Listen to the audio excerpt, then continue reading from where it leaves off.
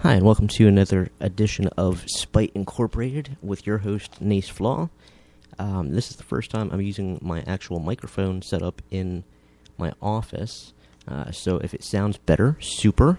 I can't even listen to myself. I just took off my headset because there's a delay, and it drives me insane. Anyway, it's been a while since I actually posted a cast, so I figured I'd take this opportunity to sit down and talk to whoever may actually be listening. I have been busy. We finally published Mike D'Angelo's TellUs.com, so St. John's Media will have its first website in its portfolio. So one down. I don't know. I, of course, want a couple more to go before I actually make it live, and I still have to work on contracts. I found some samples of contracts, and I just have to kind of go through it, pick apart what's in there, make some improvements, etc. But there's a lot of legalese, so I really have to go through there bit by bit and make sure that I'm using the parts that I really feel comfortable with and the parts that I agree with. And other than that, not a whole hell of a lot going on. The wife is starting school in a few days, so we've been preparing for that and trying to enjoy the last few days of summer that we get, I guess. I've been reading a lot. I finally finished Bram Stoker's Dracula, and man, was that just a challenge. I'm not entirely sure it was worth it, but sometimes you got to go through your paces. You got to read the so-called classics to see how we got where we are today. And but as soon as I finished that, man, on Matt Wallace's recommendation, I read the short story by William Gibson that basically coined the phrase cyberspace, and plowed through Neil Gaiman's The Ocean at the End of the Lane, which, I can't, in good conscience, actually recommend that story, not because it's bad. I mean, it's beautifully written, of course, and written very well in the regard that it's written from the other. It's written as a kind of a 40, 50-something-ish recounting his 7-year-old days. And to me, it feels very strong in that, this is what a 7-year-old would pay attention to. This is what they would say. This is, in a room full of crazy, what would they pay attention to? And these are the things. I think he really does capture that well. The problem I have is that the end is just such a gut punch. The epilogue is just, it's like, it's much worse than reading Zen and the Art of Motorcycle Maintenance, which I mean, that book has been out for a couple decades now. I think, spoiler alert, the son has actually passed away, and did so in a very unexpected, brutal way. It was I believe he was a victim of a crime. He was jumped outside of a bar, or he was trying to protect himself outside of a bar. Regardless, the son that you read, he's the partner in crime throughout most of the story. It turns out at the very end, it's like, yeah, so Chris passed away, and like, yeah, thanks. So it's kind of a very similar gut punch right in the epilogue to Ocean. I found it depressing. I don't want to ruin it. It's a very new book. It's just been out a couple months now, I think. But I explained it to my wife, who does not plan on reading this story. She's very picky when it comes to Guymon stories. And she agreed with me that that's just like, that it's kind of brutal. But other people might be like, whatever. I think it's really good for people that like Neverwhere. But it's not so much American Gods-ish. It's much more Neverwhere with kind of a more, written more for a 7-year-old. Has much more fantasy, kind of childlike, prose going on. But I really like that. I finished that in like 1.5, 2 days. I could not get enough of it. And it's not that long of a story to begin with. And the wife purchased Damned by Palahniuk, Chuck Palahniuk, and I just finished that last night, and that was there's another one I have mixed feelings about. I mean, it's Palahniuk, you know what you're getting. It's nothing too crazy offensive. I mean, it's not one of his best ones. It's not one of his worst ones either. The worst one being, I feel, Lullaby. That one's just stupid. To be blunt, I find that story to just be flat out stupid. But what can you do? Fight Club was a mess, and that turned into a great movie. Invisible Monsters, that's a pretty decent story. Survivor has always been one of my favorites. There's just something about Survivor that rings out to me. But in between all of this, I've also been reading that the stories, Tor's collection of 5 years of short stories, and man, are some of those good. I've barely scratched the surface of that book, but I have not been disappointed whatsoever in any way thus far. It starts off great, and it maintains that greatness so far. I mean, it's long. I'm going to be reading this for a very long time. But so far, I'm pretty impressed. I haven't been so impressed that I have to run and find that author and find out what else they've done. That actually, I do more with Tor releases. These little samples on Amazon, they're usually free.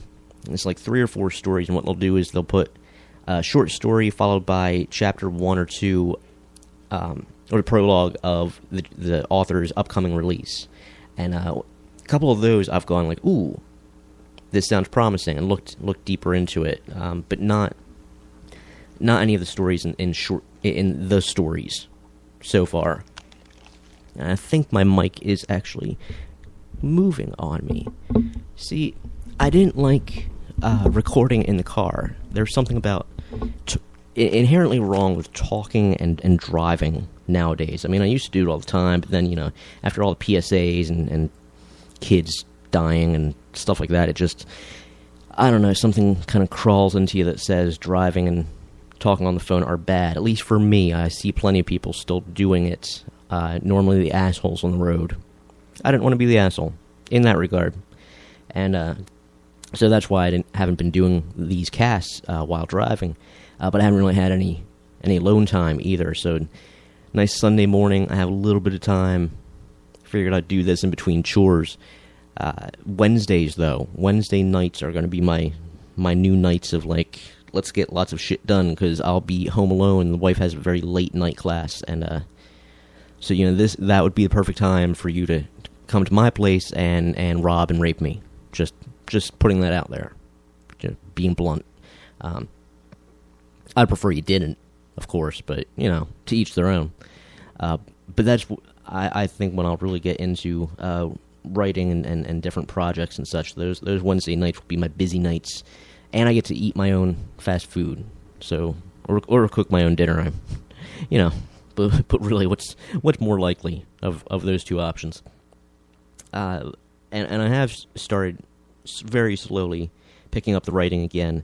The challenge is, I believe, I'm writing again the other. The other is always difficult.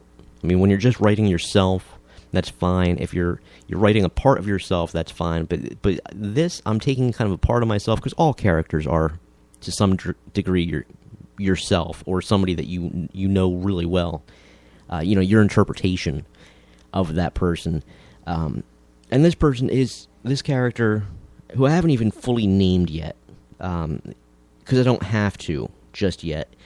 He is part of me, I guess, but I'm taking his crazy and in a very particular way and pushing it to its extremes. So extreme that it's actually beyond any of the crazy I've ever had. So I'm really finding a challenge in bringing that up.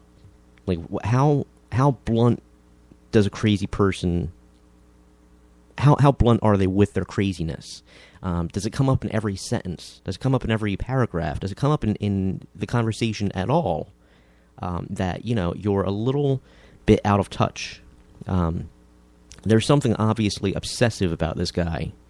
And he's the one guy that I get to talk about with music, because my main protagonist, Eddie, is not is not a musical guy whatsoever. It's background noise to him, if even that. He was raised, his father was a mechanic, so he was kind of raised with that crappy 70s rock that every, body shop has playing. But beyond that, he really has no interest. But it's this crazy guy who, I think, basically I'll refer to him as a sidekick. This sidekick that he's the one that is really into the underground kind of, like, he understands that music is the soundtrack of life. Unfortunately, his soundtrack is extremely dark and ethereal and stuff that most people would shy away from, I think. Unless you're really into late 70s synth, post-punk, experimental stuff. Which, hey, maybe are. Me, I was listening to it just for inspiration, and it's even too far for me. I mean, it inspired some of my favorite artists, but like the legendary Pink Dots, Cabaret Voltaire, these things are just a little too wackadoodle for my tastes.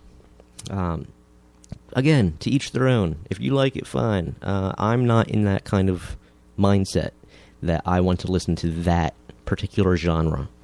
Normally, I've been pretty happy lately, which is weird, but everything seems to be working well to an extent.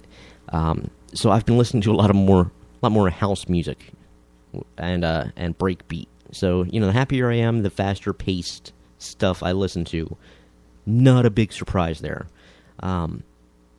It's when I get to happy hardcore that you should worry about what drugs I'm on.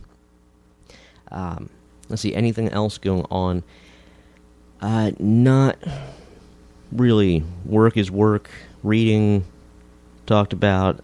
We've actually started discussing moving, because this place is just not conducive to our interests anymore. It was at some point, maybe. I really don't think it was. But that's another long-term goal, just like starting this business. So it sounds like we'll be moving around the time I want to start a new business, or want to actually the official launch date of it. Because for a while now I'll be building up to it, but around the time that I want to start, that's when we apparently want to move, which that is a little scary.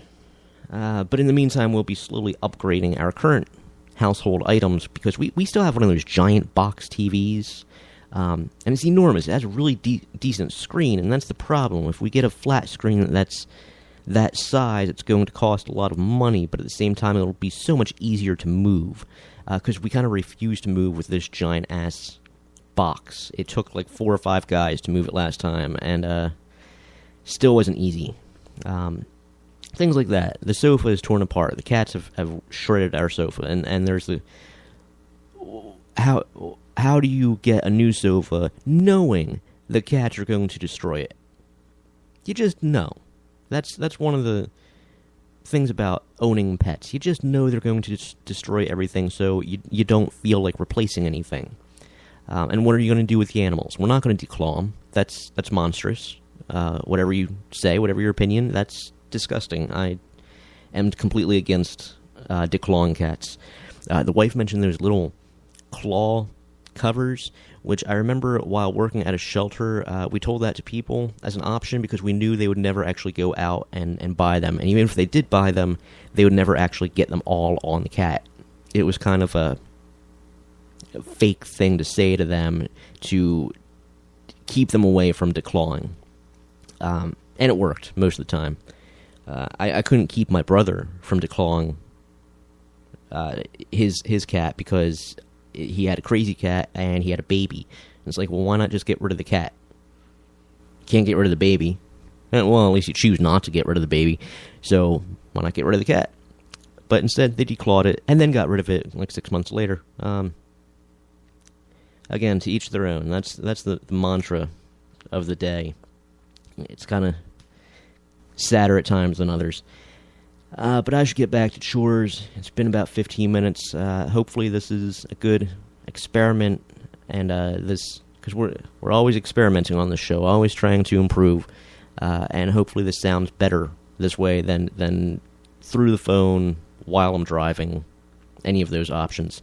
If you want to get in touch with me, tweet me at a coincidence. That's Facebook. Remind me next time. I want to bring up Facebook and my sad adventures with it this past week. Tweet me at a coincidence, or go to black-ring.net. There's plenty of ways to get a hold of me through there.